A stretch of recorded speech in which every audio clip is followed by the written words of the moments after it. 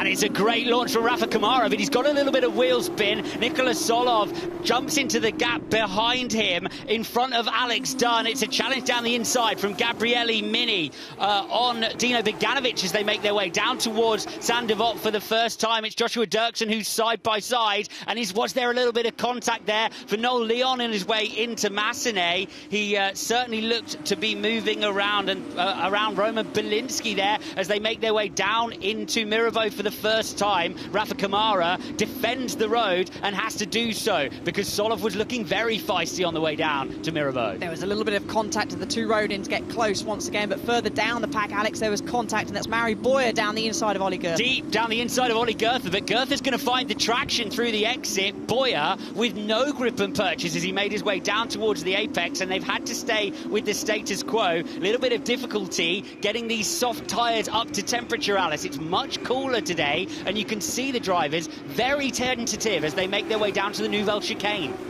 Going to have another look at the start here, Alice. And look how the angle of the Red Bull of Tsolov was. He was hoping he was going to get a better start. We saw that happen in the Formula 3 race. Beganovic had a look round the outside of Alex Dunn, wasn't able to make it. And you can see the roding machine of Stenshorn getting close to another one of the many Alpine-backed junior drivers we have here. And it was all fairly clean across at the start. Oliver Goethe looks down the inside of Ritomo Miata. That's a lot of contact, and all still running there. He's got bent steering, in fact, Ollie Goethe there. Down towards the Nouvelle Chicane. Are we going to see a move between Villagomez and Montoya? Montoya desperately trying to get those tyres up to temperature, and he will not be happy with that at all. He's got a long way to go on that super soft tyre. He's going to have to cede the position then to Villagomez. And that was contact with the rear of Dirksen. You see some flying front wing departing his car and perfectly down the escape rope. Gabriele Mini with MP makes his way into the pit lane, and let's see where he's going to fire out. It's a little bit slow for MP on the right front, and that's a critical moment then for Gabriele Mini, who is potentially going to be cost time. Montoya, with warm tyres out on track, gets very close, gets round the outside of Gabriele Mini, and that'll be a problem for Mini, who will find himself then losing out track position, having pitted to Montoya, and a cost then of that slightly slow pit stop has cost Mini a significant amount of time there. Belinsky out, and of course no tyre warmers for the drivers here in Formula 2. You can just see the pace difference from warm tyres to nice move cold tyres. Down the inside from Montoya.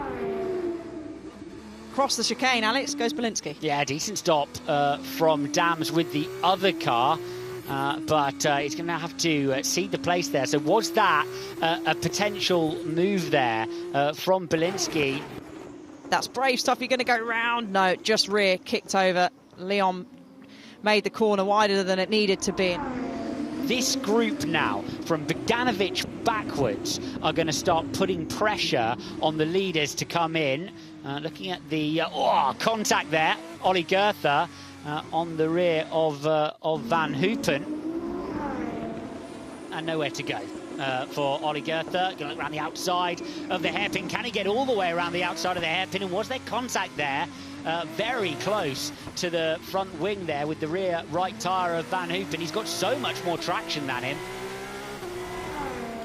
This pit stop has to go right. Soft tyres go off, super soft tyres go on. Look neat and tidy, look fantastic, and now they'll be glaring down the pit lane to make sure Câmara makes his way back out on track in front of Nikola Tsolov, who will be making his way down towards Saint-Devote now, and it looks well clear, doesn't it, at the moment. He's going to come out ahead of Miata, so Câmara there has made it out beautifully, but Miata wants the inside and has taken the inside, and Câmara has to cede a position there as he gets his tyres up to temperature up towards Massenet. A little bit of a frightening moment there when he was trying to manage that tyre back up to temperature, but essentially job done there by Invicta, who have got Câmara back out on the racetrack ahead of Tsolov and ahead of Dunn.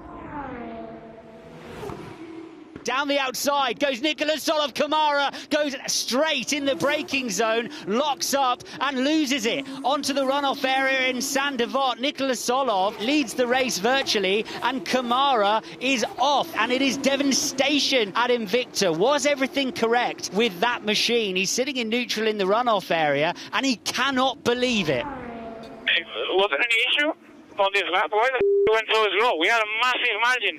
What the happened there? I had no grip. If you look, it was sliding everywhere. You had zero grip.